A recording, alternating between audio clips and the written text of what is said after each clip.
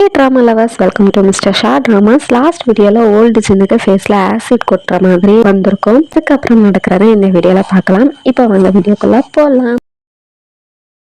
Acid வந்து old ஜின்னோட ஃபேஸில் விழ போகவும் ஹீரோ கரெக்டாக வந்து கொடையை விரிச்சு காப்பாற்றுறான். கொடை அப்படியே பொசிங்கிட்டு கட் பண்ண ஓல்டு ஜின்னு க்ளீன் பண்ணிட்டு இருக்கா. ஆஃபீஸில் உள்ள கேர்ள்ஸ் எல்லாம் ஹீரோவை பற்றி தான் பேசிட்டு இருக்காங்க. உடனே ஓல்டு ஜின்னும் டேபிள் துடைக்கிற மாதிரி ஒட்டு கேட்குறா. அவங்க ஹீரோவை புகழ்ந்து தள்ளுறாங்க, நல்லவே வல்லவே அப்படின்னு சொல்லிட்டு. ஓல்டு ஜின்னும் அதை கேட்டு சிரிச்சுட்டே இருக்கா. அப்போ ஒரு பொண்ணு எலும்பி சிரிச்சுட்டே 24 ஹவர்ஸில் 20 ஹவர்ஸுமே வேலை பார்ப்பான், சோஷியல் மீடியா யூஸ் பண்ணவே மாட்டான் அப்படின்னு உண்மையை போட்டு உடைக்கிறா. கட் பண்ண ஹீரோ காரை எடுத்துட்டு ஜின்னோட அட்ரஸை தேடி தான் போறான். ஜின் அம்மா கறிக்கடை வச்சிருக்காங்க, அங்க போறான். அடுத்த ஜின்னை தான் காமிக்கிறாங்க. ஜின் அம்மா வந்து ஜின்னுக்கு கால் பண்றாங்க. ஹீரோ நேமை சொல்லி உன்னை பார்க்க வந்திருக்கான் அப்படின்னு சொல்றாங்க. அதை கேட்டது ஜின்னு செம்ம ஷாக் ஆயிட்டா. ஓல்டு ஜின்னு வேலையை முடிச்சுட்டு ஸ்பீடா சைக்கிள்ல போறா. ஓல்டு ஜின்னு கூட வேலை பார்க்குற மற்ற 4 பேருமே ஜின் சைக்கிள்ல போறதை பார்த்துட்டு பொறாமையா பார்த்துட்டு இருக்காங்க.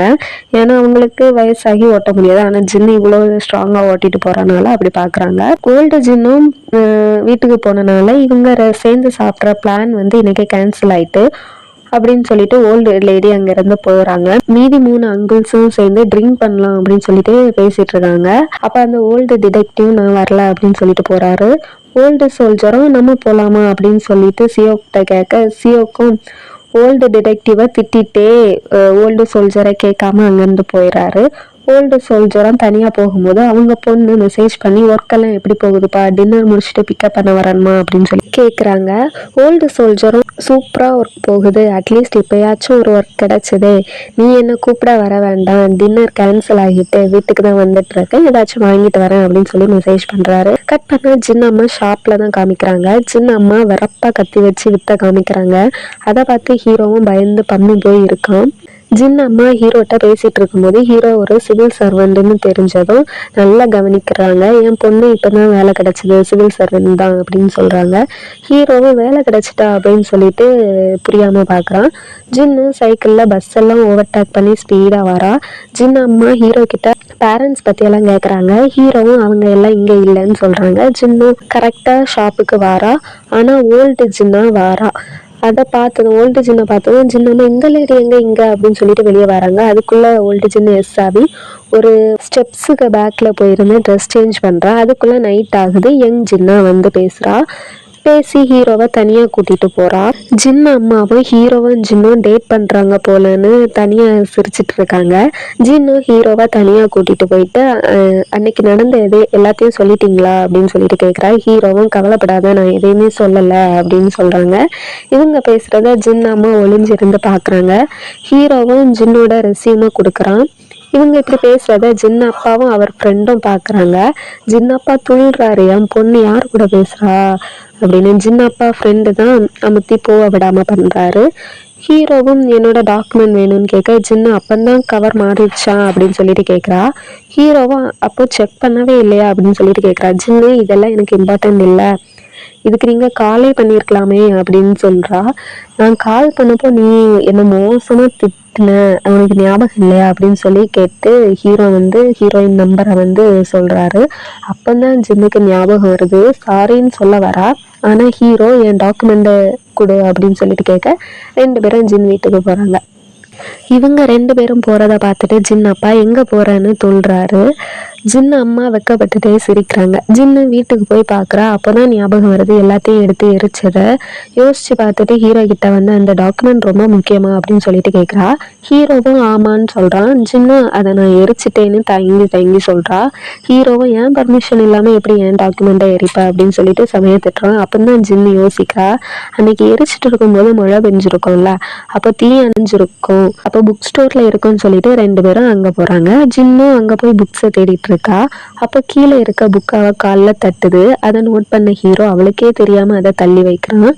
கட் பண்ண ஜின்னோட வீட்டுல ஜின் அப்பா எங்க போன ஜின்னு அப்படின்னு சொல்லிட்டு தேடி நடந்துட்டே இருக்காரு வீட்டுக்குள்ளேயே.